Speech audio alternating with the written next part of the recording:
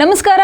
ಉತ್ತರ ಕರ್ನಾಟಕ ಸುದ್ದಿವಾಹಿನಿಗೆ ಸ್ವಾಗತ. ನಾನು ಶುಭಾ ಎಂಪೌಲ್. ಮುಡಾ ನಿವೇಶನ ಹಂಚಿಕೆಯಲ್ಲಿ ನಡೆದಿದೆ ಎನ್ನಲಾದ ಅಕ್ರಮಕ್ಕೆ ಸಂಬಂಧಿಸಿದಂತೆ ರಾಜ್ಯಪಾಲರು ಪ್ರಾಸಿಕ್ಯೂಷನ್ಗೆ ನೀಡಿದ ಅನುಮತಿ ಪ್ರಶ್ನಿಸಿ ಸಿಎಂ ಸಿದ್ದರಾಮಯ್ಯ ಸಲ್ಲಿಸಿದ ಅರ್ಜಿಯನ್ನು ಇಂದು ವಿಚಾರಣೆ ನಡೆಸಿದ ಹೈಕೋರ್ಟ್ ಇದೀಗ ಮತ್ತೆ ಮುಂದೂಡಿಕೆ ಮಾಡಿದ್ದು ಸೆಪ್ಟೆಂಬರ್ 9ಕ್ಕೆ ಅರ್ಜಿ ವಿಚಾರಣೆಯನ್ನು ಮುಂದೂಡಿದೆ. ಕೆಪಿಎಸ್ಸಿ ಗೆಜೆಟೆಡ್ ಪ್ರೊಬೇಷನರಿ ಹುದ್ದೆಗಳ ಪೂರ್ವಭಾವಿ ಪರೀಕ್ಷೆಯಲ್ಲಿ ಆಗಿರುವ ಘೋರ ಲೋಪಗಳನ್ನು ಒಪ್ಪಿಕೊಂಡು ಮರುಪರೀಕ್ಷೆ ನಡೆಸಲು ಸರ್ಕಾರ ಕೈಗೊಂಡಿರುವ ನಿರ್ಧಾರ ಅತ್ಯಂತ ಸ್ವಾಗತಾರ್ಹವಾಗಿದ್ದು, ಇದು ಲಕ್ಷಾಂತರ ಉದ್ಯೋಗಾಕಾಂಕ್ಷಿಗಳು ಹಾಗೂ ಪ್ರತಿಪಕ್ಷಗಳ ಹೋರಾಟಕ್ಕೆ ಸಿಕ್ಕ ಜಯವಾಗಿದೆ ಎಂದು ವಿಧಾನಸಭೆ ಪ್ರತಿಪಕ್ಷ ನಾಯಕ ಆರ್ ಅಶೋಕ್ ವ್ಯಾಖ್ಯಾನಿಸಿದ್ದಾರೆ. ಸಿಎಂ ಸಿದ್ದರಾಮಯ್ಯ ನಿರ್ಧಾರ ಹೊರಬೀಳುತ್ತಿದ್ದಂತೆಯೇ ಸಾಮಾಜಿಕ ಜಾಲತಾಣದ ತಮ್ಮ ಖಾತೆಯಲ್ಲಿ ಈ ಕುರಿತು ಸಂದೇಶ ಹಂಚಿಕೊಂಡಿರುವ ಅವರು, ಕೆಟ್ಟ ಮೇಲೆ ಬುದ್ಧಿ ಬಂತು ಎಂಬಂತೆ ಈಗಲಾದರೂ ಸರ್ಕಾರ ಎಚ್ಚೆತ್ತುಕೊಂಡು ಮರುಪರೀಕ್ಷೆಯನ್ನು ಸಮರ್ಪಕವಾಗಿ ನಡೆಸಲು ಕ್ರಮ ಕೈಗೊಳ್ಳಬೇಕು ಎಂದು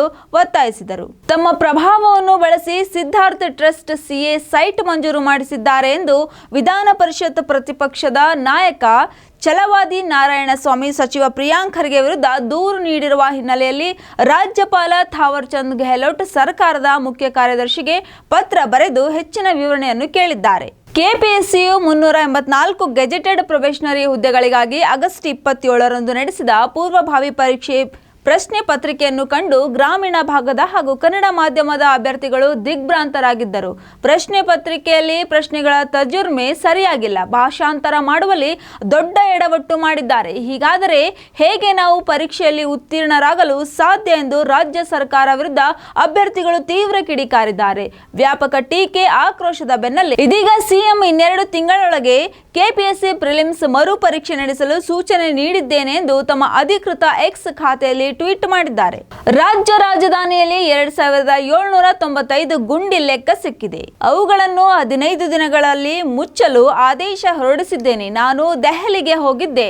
ಅಲ್ಲಿಗೆ ಹೋಲಿಸಿದರೆ ನಮ್ಮದೇ ಉತ್ತಮವಾಗಿದೆ. ಹಾಗೆಂದು ಅಲ್ಲಿನ ಬಗ್ಗೆ ಟೀಕೆ ಮಾಡಲ್ಲ. ಕೆಲವು ಮುಖ್ಯ ರಸ್ತೆಗಳ ಬಗ್ಗೆ ಗಮನ ಕಡಿಮೆಯಾಗಿತ್ತು. ಇದೀಗ 660 ಕೋಟಿ ರೂಪಾಯಿ ವೆಚ್ಚದಲ್ಲಿ ಹೊಸದಾಗಿ ರಸ್ತೆ ಮಾಡಲು ಸೂಚಿಸಲಾಗಿದೆ ಎಂದು ಡಿಸಿಎಂ ಡಿಕೆ ಶಿವಕುಮಾರ್ ಹೇಳಿದ್ದಾರೆ. ಮೈಸೂರು ನಗರಾಭಿವೃದ್ಧಿ ಪ್ರಾಧಿಕಾರದಲ್ಲಿ ಕಂಡು ಬಂದಿರುವ ಅಕ್ರಮಗಳಲ್ಲಿ ಭಾಗಿಯಾಗಿರುವಂತಹ ಅಧಿಕಾರಿಗಳನ್ನು ತನಿಖೆಗೆ ಒಳಪಡಿಸಿ ಶಿಸ್ತು ಕ್ರಮ ಕೈಗೊಳ್ಳುವಂತೆ ಇದೀಗ ಶಾಸಕ ಟಿಎಸ್ ಶ್ರೀವತ್ಸವ್ ಲೋಕಾಯುಕ್ತಕ್ಕೆ ದೂರು ನೀಡಿದ್ದಾರೆ. ಅನಧಿಕೃತ ವಿದ್ಯುತ್ ತಂತಿ ಬೇಲಿ ಸ್ಪರ್ಶದಿಂದ ವನ್ಯಜೀವಿ ಮೃತಪಡುತ್ತಿರುವ ಕುರಿತು ವರದಿ ಸಲ್ಲಿಸಲು ಅರಣ್ಯ ಸಚಿವ ಈಶ್ವರ್ ಖಂಡ್ರೆ ಅರಣ್ಯ ಇಲಾಖೆ ಪ್ರಾಧಿಕಾರಿಗಳಿಗೆ ಸೂಚಿಸಿದ್ದಾರೆ. ಅರಣ್ಯದ ಅಂಚಿನಲ್ಲಿರುವ ತೋಟಗಳಲ್ಲಿ ಅನಧಿಕೃತವಾಗಿ ಅಳವಡಿಸಲಾಗಿರುವ ವಿದ್ಯುತ್ ತಂತಿ ಬೇಲಿ ಸ್ಪರ್ಶದಿಂದ ಕಾಡಾನೆ ಸೇರಿದಂತೆ ಹಲವು ವನ್ಯಜೀವಿಗಳು ಮೃತಪಡುತ್ತಿವೆ ಎಂದು ಹೇಳಿದ್ದಾರೆ.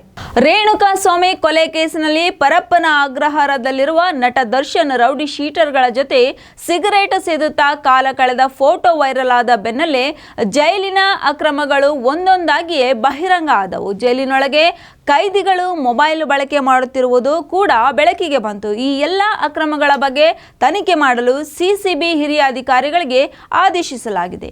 ಸಿಎಂ ಕುರ್ಚಿ ಖಾಲಿ ಇಲ್ಲ.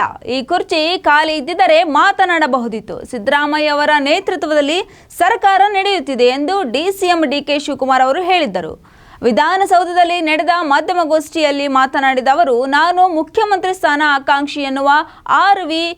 ದೇಶಪಾಂಡೆ ಅವರ ಹೇಳಿಕೆ ಬಗ್ಗೆ ಕೇಳಿದಾಗೆ ಹೀಗೆ ಉತ್ತರಿಸಿದರು.